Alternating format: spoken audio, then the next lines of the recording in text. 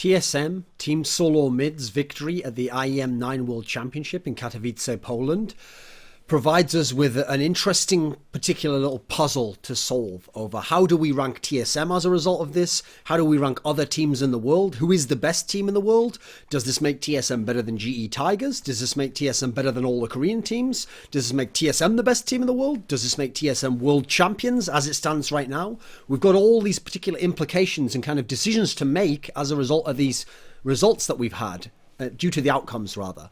So let's talk about what happened at the tournament. So in the first game, TSM beat WE, the Chinese team who were the bottom of LPL, but then they came with these brand new players, brand new mid laner, Xie and Mystic, who was the AD carry. Then they played CJ Entus in the winners match, and that was Ambition, Mad Life, Shy.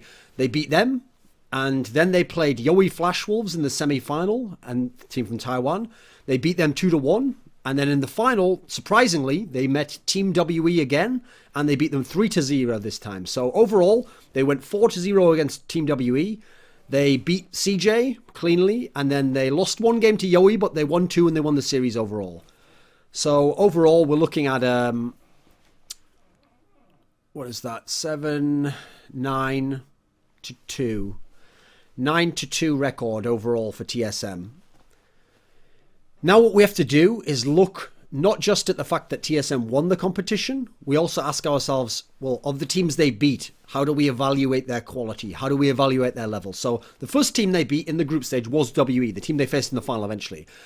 They beat WE, who would later go on to beat Gambit. And Gambit's a pretty decent team in Europe. Not the best, but they're up there. They're sort of 4th or 5th kind of range in Europe, so pretty decent. So that's adding some credibility to WE's overall level, comparing the fact that W obviously in LPL have been terrible, and now they've brought in these brand new players and no one knows what to expect. Then they get to play CJ in the winners match. CJ had themselves beaten Gambit at this point, and then they would go on to lose to World Elite in WE in the lower bracket. So they beat Gambit also. Okay, that's nice. CJ obviously in Korea has had some good results, beaten SK Telecom. They've had some good results overall. They then lose to WE. Okay, I mean, WE's not a world-class team, so CJ losing there, unfortunately, after TSM's win over CJ, kind of takes some of the luster, some of the kind of shine off beating CJ. Like, wow, you beat CJ, who did that well? Yeah, but then they lost to Team WE. Then you go into the semi-finals. TSM plays Yowie Flash Wolves. Now, we expected TSM to be playing SK Gaming. So did TSM. They did all this. Loco Doco, Lord Loco, made this tweet about how he'd done 12 hours of prep for it, and that was all out the window because no one expected Yowie Flash Wolves to beat SK. Not least because Yowie had lost to SK in the first game. Then they'd beaten C9 in the lower bracket. Then they'd beaten SK. Now they'd got a surprising semi-final. So that upset itself gave TSM an unexpected semi-final opponent. And TSM did not clean sweep them. First game was really impressive from Yowie, and TSM managed to win the series overall 2-1. The other games were fairly convincing for TSM. In fact, in general, it looked like Yowie was never going to win those, but Yowie got the jump on them. Yowie got a win there. So actually, even though you beat Yowie Flash Wolves there, Yowie on paper shouldn't have been there, and had lost to SK already, and we're already going to look at this event and say SK wasn't impressive, so they've lost to SK but beaten them also. And then on top of that, TSM loses a game to Yowie. So actually, on the surface, that's not such an impressive result to beat them 2-1. That also, by the way, is an example of why best of 5, in this particular sense, actually fucked TSM a little bit. Because if there's a best of 5 there, and we go to a 4th game, and TSM plays it out like they did Game 2 and Game 3, where they were really convincing, and they were quite dominant over Yowie, and they win 3-1, then no one's even talking about the fact that it was close in any sense. We'd be like, very convincing victory. Like, Yowie, yeah, they got one game, but who cares? It was very convincing. But we never get to fully know that. We never get to know what would happen in Game 4 there. So, okay, they win. Fair enough, but the actual result in the series, it's a result that you won, but it's actually not that impressive a performance to go against a team who, in theory, we don't actually know that they're that strong. This may well be just a fluke event. Going into the final, they have to face WE, and again, this is where TSM's been fucked, unfortunately, by upsets elsewhere in the tournament, because they've already beaten WE in the group stage. If WE doesn't make it to the semis, or the final rather, they just get smashed by GE, then it's fine. We don't have to worry about that. But suddenly, WE appears in the final, and now, why are they there? They've beaten GE Tigers in the semi-final. Now, what was it like in terms of that result? First game, GE Tigers were it was fine. They were cruising. It was easy. The second two, WE really took it to GE. They played awesome. Xie, the new mid laner, had some great games for himself. So they come into the final, but it's not like WE smashed GE. Yes, they beat them convincingly. In fact, what's funny is their win was not unlike the way that TSM beat Yowie. Yes, game 1 was a problem, but then game 2 and game 3, no problem. The team that ended up going to the finals was the one that got convincingly the better end of it and won all the big fights all the times that mattered. WE does beat GE, but themselves it's not an insanely close win overall there. And so you go forwards, and that makes you have to look at GE's loss and go, well, we know how good they are in Korea. We know how exceptional they have been, and the level we've actually seen with our eyes and our brains have interpreted. That's not an insanely convincing win. It was overall, because WE did win 2 of the games, and the way they won them was impressive. But that's not like GE got smashed. Again, same as Yowie didn't get smashed by TSM, GE did not get smashed by WE. Game 1 was entirely GE. Overall, yes, Team WE clearly got the better of it, clearly won more games, clearly was better overall, but they did not crush them. That's another series where I'm sure lots of us would love to know what happens in Game 4 there. Because, hey, same thing again. It only makes it better for WE if they win the 4th game. And then we're not even saying, oh, there's some wiggle room there. No, it'd be convincing. If you win 3 games in a row against GE Tigers and you close GE Tigers out in a best-of-5 series, that's fucking huge. You clearly have shown them you're a very good team. It could still be a fluke. It's possible, but it's much less likely as a fluke. And even if it's a fluke, it's like, yes, even as a fluke, it was exceptional play, though. They did play a very high level on that day, whether they actually are at that level overall. So coming into the final, the big problem here is when you look at it, of those names there, WE, CJ Entus, Yowie Flashwolves, they're the 3 teams TSM played. You look at those results, and can you really say that those were the best teams in the world? I don't think you can say any of those teams was the best team in the world. I know some people would probably have had CJ top 5. I think I probably would. Maybe they'd be like my 5th best team or my 4th best team. So, okay, that's a very legit result. But that was only in best of 1, remember? And then they went on to lose to Team WE. So, okay. So, the CJ one's the most legit. That's a very good result. That is a win over a top 5 opponent, but it's in best of 1. And hey, in best of 1, TSM would have lost to Yowie Flashwolves. GE Tigers would have beat Team WE in best of 1. Now, it wasn't best of 1, it was a best of 3 there, but we never got to see a rematch for CJ, unfortunately. Go down from that, who's the second best opponent that they beat overall? As bizarre as this might sound, it's not entirely certain that it actually is WE. As in, WE's performance was so poor against TSM in the final, in a best of 5, that when you look at Yowie Flashwolves' quite close performance against them, and Yowie Flashwolves beating C9 as well, and SK, in a weird way, I think you could actually have a debate over who was better out, Yowie Flashwolves and Team WE. But taking that aside, let's say it was Team WE. Well, we know historically they've been terrible. We know that these new players are totally brand new, and yes, they had a sick semi-final where they seemed to be able to target ban Kuro from GE Tigers and kind of show him up a bit, and Prey didn't perform very well. But in the final, they weren't as good. They were still good, by the way. Like in game 1, they had some really sick play from Shie. But overall in the final, a bit less of a level. That in itself kind of fucks TSM. It would actually be better for TSM, as bizarre as this sounds, if WE had won the first game off them, really took it to them, really made it an awesome series, and you were like, wow, Team WE, it's not even just a fluke series that they had over GE there. It's actually that the whole tournament, whether the whole tournament's a fluke and it's a one-off, they're playing at an amazing level. Whereas actually, it did seem like that one day in the semi-final was really exceptional from them. And then the final was a dip down a bit. It was still good. They were impressive, exciting. I didn't expect them to have so many team fights that they could be involved in and really have a chance in. But overall, and obviously Shie continued to have some good games.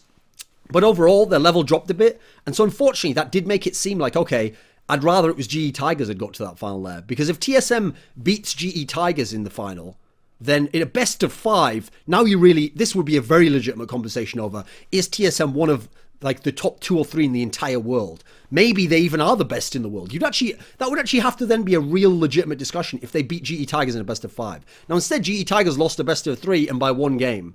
And TSM won by 1 game in a semi-final. Admittedly, the context is it was more conclusive than that, but that's still the way the results work out.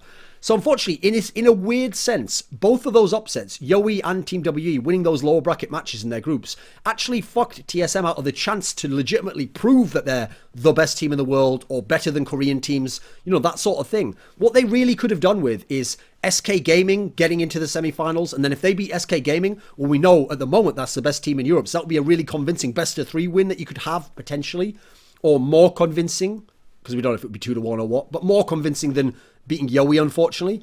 And if you got GE Tigers into the final, now you're really cooking with gas. If GE Tigers, or hey, CJ, because CJ would have played GE, remember. If either of those teams make it to the final, especially GE, because they were so exceptional in Korea, and then TSM beats them in a best of 5, even if it was 3-2, hell, if it was 3-1 or 3-0, then you're just laughing. Then TSM really can make a claim. Like right now, at least at this moment, we might be the best in the world.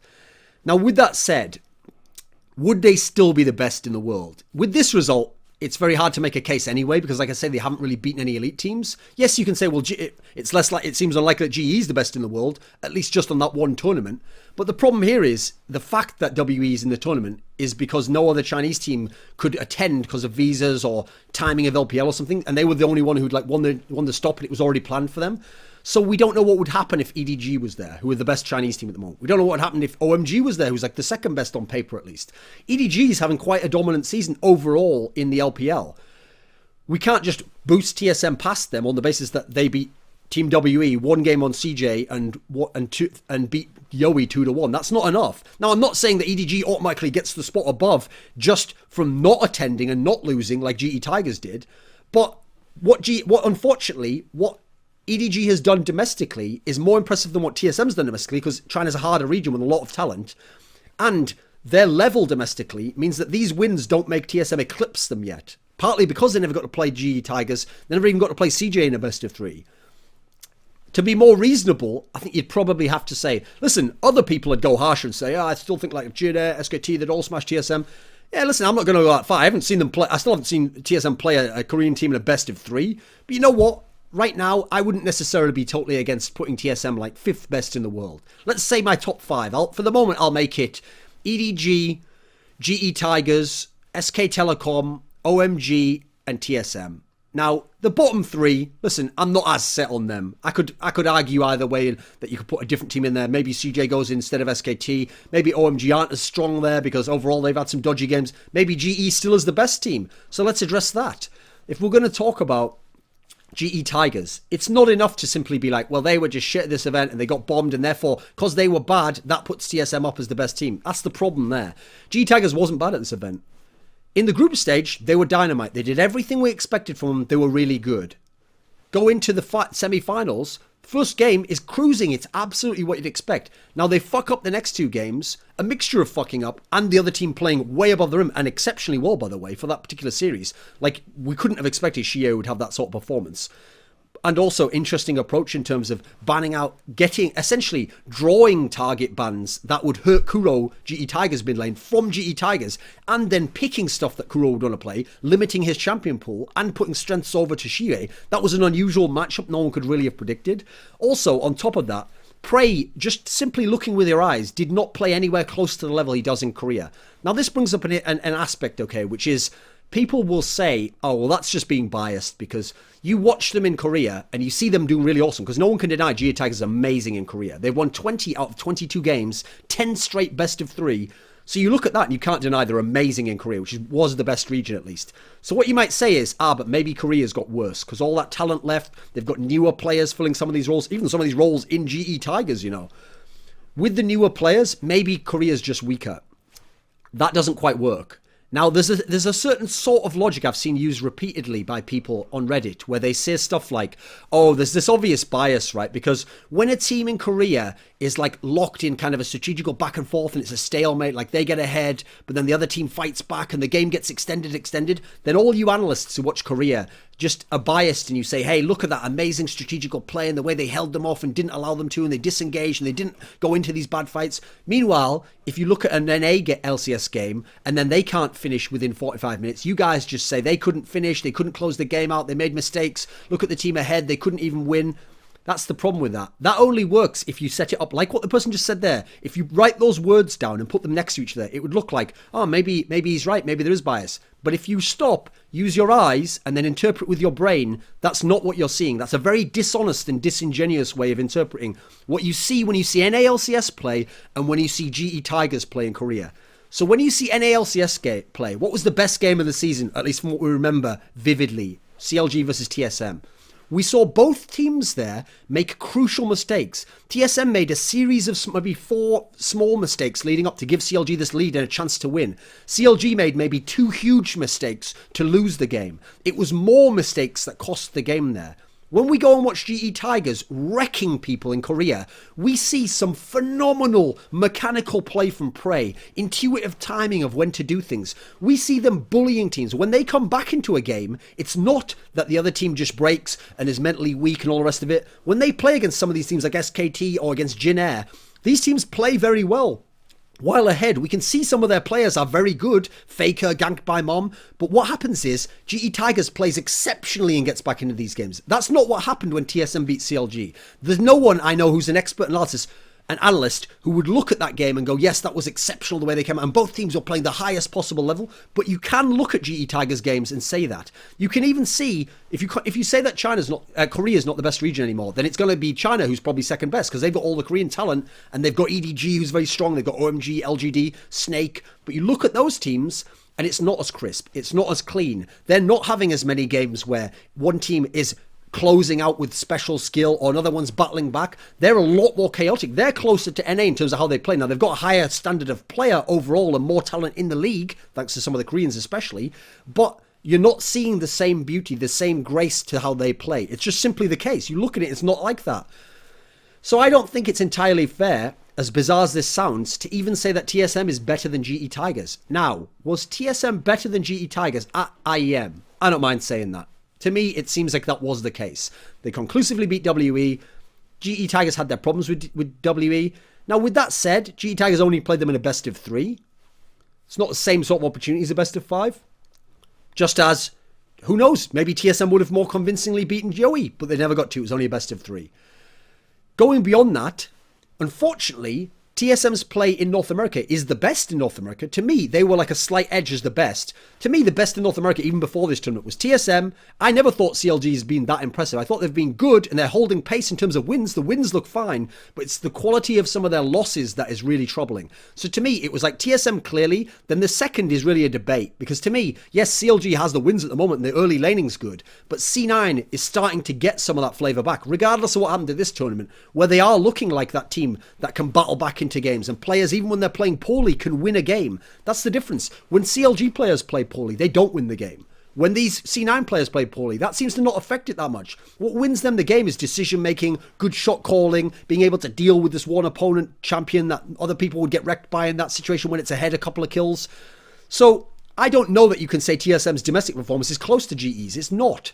So unfortunately, yes, TSM gets closer to GE as a result of winning this tournament that had GE at it, even though they didn't play them, and GE failing this tournament. But the domestic success of GE, in what, at least historically, as far as we know, is still the best region, still puts them ahead of TSM on the overall scale. As in, if we played this tournament 5 more times, you might think this is crazy. I would still put my money on GE to place ahead of TSM in the tournament overall. Now then, with how I saw the tournament play out, I wouldn't go crazy on the other results, but actually coming into the tournament, yeah, I thought TSM was one of the stronger Western teams. I think I even said it in my Korean AMA.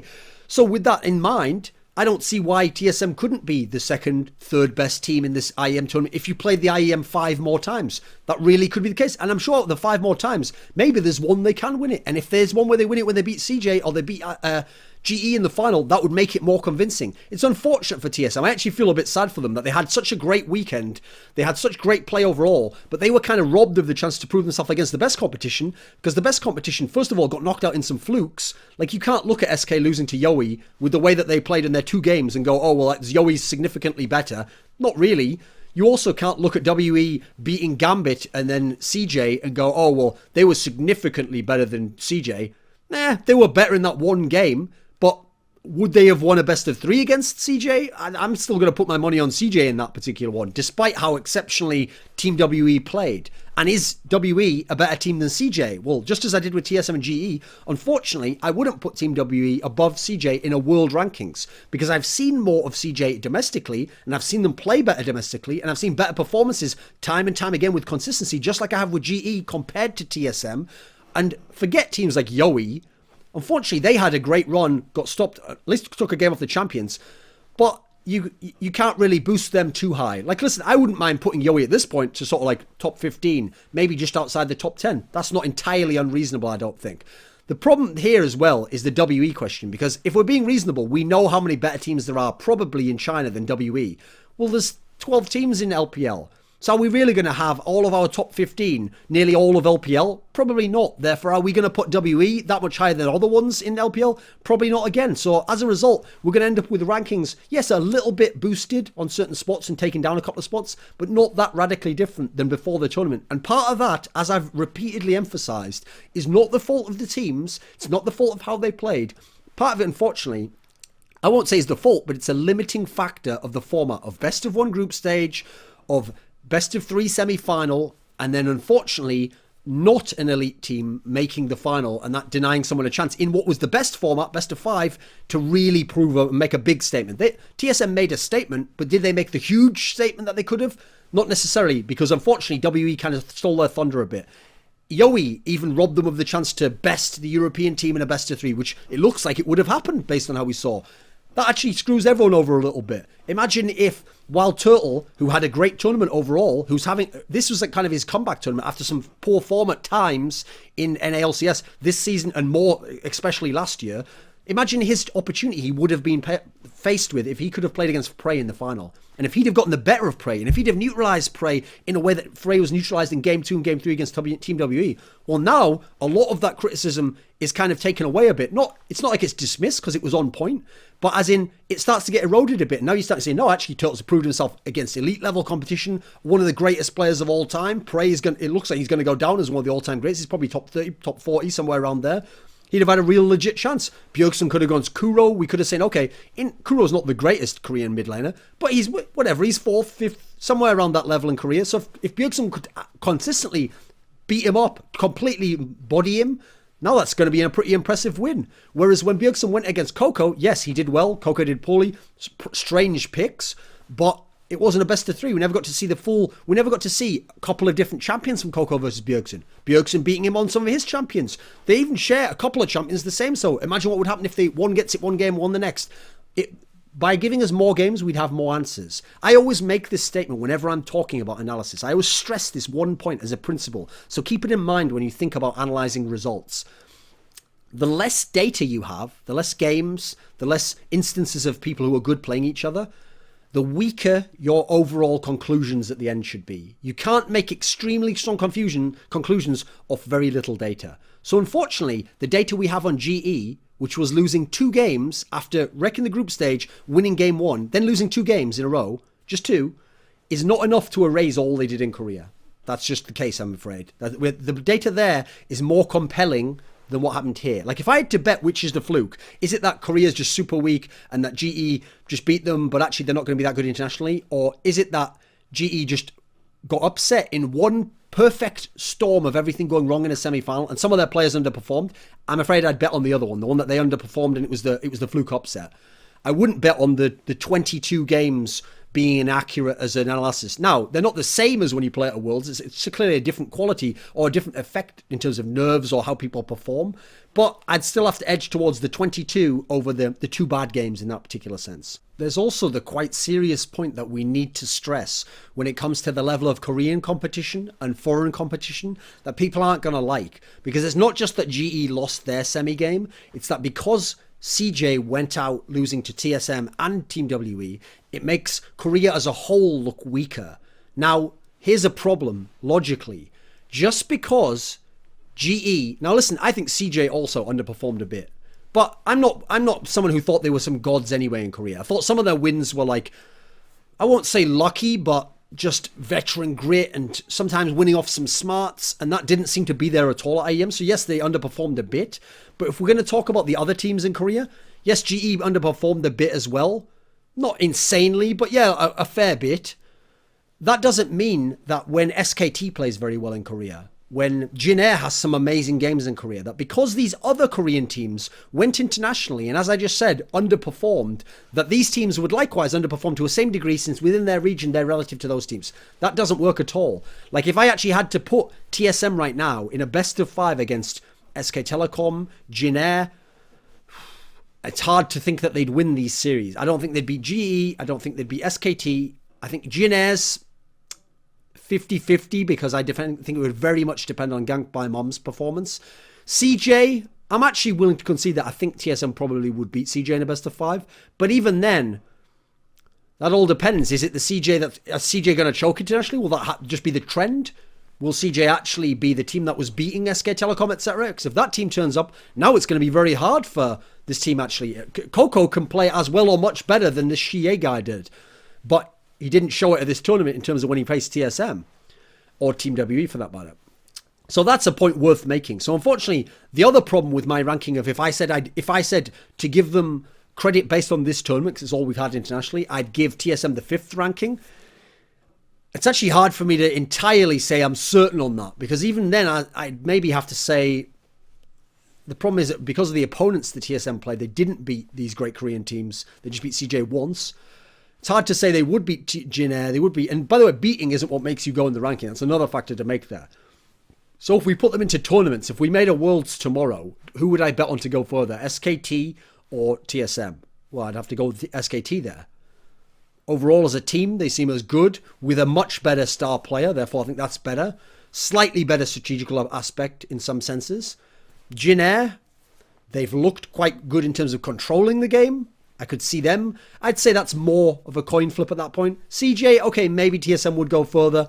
I'm a little bit unsure about them still, just because even in Korea, I wasn't that sure. But some of the others have had such exceptional games and such very high level performances, especially GE, obviously, that I think that still would give them the edge. So they might start the edge bump. Now I might have TSM in the bottom half of my top 10. Yeah, maybe 6th, 7th. But I'm talking a range of 5th to 8th. I think that's a more reasonable range. They're not the world champions. This wasn't the world championship. Crucially, it did not have the best Chinese teams there. Another quality of a world championship and a tier 1 event that needs to be stated is even if GE Tigers was on paper, yes, they were. In fact, I think they probably are still the consensus best team in the world overall. It's between them and EDG. We can't be quite sure yet.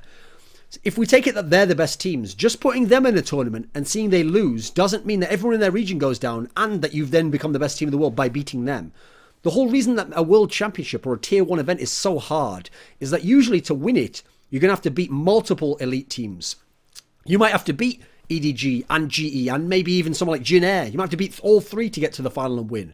You can't have an upset win and fluke it. Think about how Team WE couldn't fluke this event. Yeah, they had a huge upset win beating CJ, and then they managed to massively upset GE Tigers. Awesome, 2 great upsets in a row. Didn't last for the final. They got 3-0'd there. So in the same sense that they're not now better than GE Tigers, that doesn't necessarily hold that everyone else is who placed ahead of them. Even if that might sound like an unpleasant truth for people to have to hear. Anyway, this video, like all my League of Legends one, was sponsored by Vulcan. So if you want to play Fantasy LCS, Fantasy Challenger, Fantasy League of Legends, go to www.vulcan.com and use the sign-up code Thorin with 3 O's. So THOOORIN. And they will match, when you put this code in, your initial sign up to $1,000. So if you put in $100, you'll get $100 to play with as well. And what happens is on their site, they have all these different tournaments on different price levels, and you pick a team of what you think of the best players with the money that they give you. They give you a little salary cap, and then depending on how you do on that play day, it's for each LCS play day or each Challenger play day or whatever, then you have a chance to win prize money back from the entry fee and all the other entry fees that are collected. And overall, they've got something like over $1 million worth of prizes total that are going to be given out over whatever period of time. So if you want to play Fantasy LCS, Fantasy League of Legends, Vulcan.com, that's the place to go.